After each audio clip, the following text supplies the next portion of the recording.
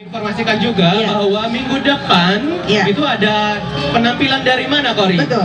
Minggu depan ada penampilan dari Sekegong anak-anak Julungwangi di Sebondalem, Kecamatan Tajukule.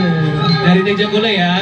Jadi jangan lupa untuk datang lagi minggu depan. Iya, datang lagi malam minggu depan bersama keluarga, bersama orang-orang tercinta ke RTH Taman Bung Karno untuk menyaksikan pertunjukan-pertunjukan seni lainnya dari Kecamatan Tajukule.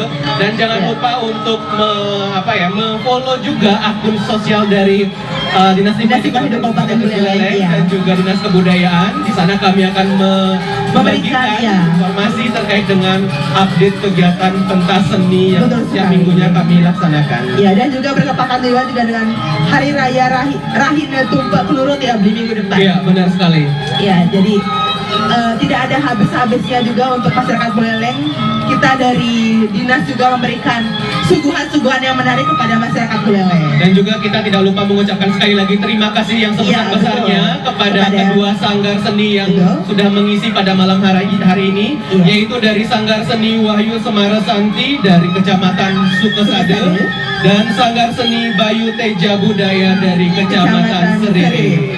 Dan akhir kata, saya Mayun dan saya Kori mohon undur diri dari hadapan Bapak Ibu semuanya dan sampai jumpa minggu depan. Selamat malam.